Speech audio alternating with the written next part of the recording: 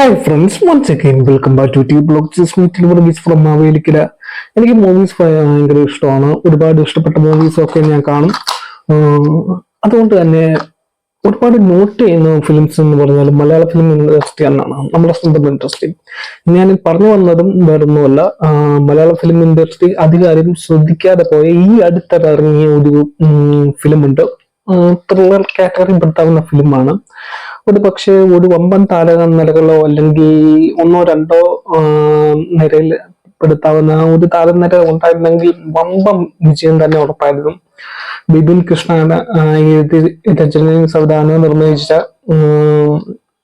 21 grams. ഇത് എത്ര പേര് കണ്ടിട്ടുണ്ട് എന്നുള്ളത് എനിക്കറിയത്തില്ല. ഐ തിങ്ക് ഇതിന്റെ സാറ്റലൈറ്റ് പോലും പോയിട്ടുണ്ടോ എന്നുള്ള ഡൗട്ടാണ്. ജിയോ സ്റ്റാറിൽ അവൈലബിൾ ആണ്. ഇപ്പം OTT പ്ലാറ്റ്ഫോം ആണെങ്കിൽ ജിയോ സ്റ്റാറിൽ അവൈലബിൾ ആണ്. ഇന്നലെ ഞാൻ ഈ സിനിമ ഒന്ന് കണ്ടു, അവിചാരിതമായിട്ട് കണ്ടത്. ഇപ്പൊ ഇറങ്ങുന്ന പല ഫിലിംസിൽ നിന്നും വെറൈറ്റി ആയിട്ടും ഒരിക്കലും നമുക്ക് പ്രെഡിക്റ്റ് ചെയ്യാൻ പറ്റത്തില്ല.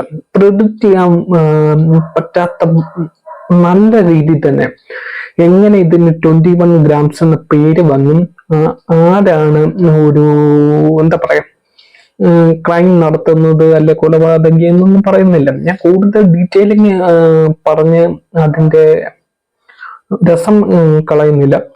ഉള്ള കാര്യമുള്ള പോലെ പറയാം. ഈ സിനിമകളെ സ്നേഹിക്കുന്നവർക്ക് അല്ലെങ്കിൽ സിനിമകളെ സ്നേഹിക്കുന്നവർക്ക് 2 മണിക്കൂർ 16 മിനിറ്റുകളുണ്ട് സിനിമയുടെ ഡ്യൂറേഷൻ. ആദ്യമൊക്കെ ആദ്യത്തെ ഒരു 10-15 മിനിറ്റ് ചെറിയൊരു ലാഗ് ഫീൽ ചെയ്യുന്നുണ്ടെങ്കിലും ആ ലാഗ് എന്തുകൊണ്ട് അവിടെ കൊടുത്തു എന്നുള്ളത് ക്ലൈമാക്സ് ആകുമ്പോഴത്തേക്കും നമുക്ക് മനസ്സിലാവും. പക്ഷെ ഒരിക്കലും പ്രെഡിക്റ്റ് ചെയ്യാൻ പറ്റാത്ത സ്റ്റോറികളും ടെസ്റ്റുകളും ഒക്കെയാണ് ഫിലിമിൽ വരുന്നത്.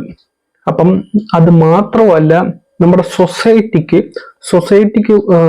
അറിയേണ്ട ചില കാര്യങ്ങളും ഈ ഫിലിമിൽ ഇൻക്ലൂഡ് ആയിട്ട് വെച്ചിട്ടുണ്ട്. ഓക്കെ, ഈ സിനിമ പരാജയപ്പെട്ടതിന്റെ പ്രധാനപ്പെട്ട കാര്യം എന്താന്ന് പറഞ്ഞാലും, നമ്മൾ ഫോക്കസ് ചെയ്യുന്ന നമ്മൾ ആൾക്കാരെ ഏറ്റവും കൂടുതൽ ഫോക്കസ് ചെയ്യുന്ന താരനിരയല്ലായിരുന്നു ഈ ചിത്രത്തിൽ ഉണ്ടായിരുന്നത്.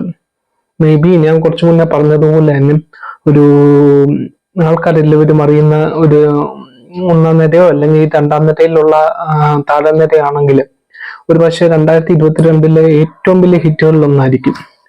അപ്പൊ ഓക്കെ, ചിത്രം ജിയോ സ്റ്റാറിലുണ്ട്, അല്ലെ ടെലിഗ്രാം വഴിയോ എങ്ങനെയെങ്കിലും നിങ്ങളൊന്ന് കണ്ടു നോക്കുക. ടൈം വേസ്റ്റ് ആവത്തില്ല.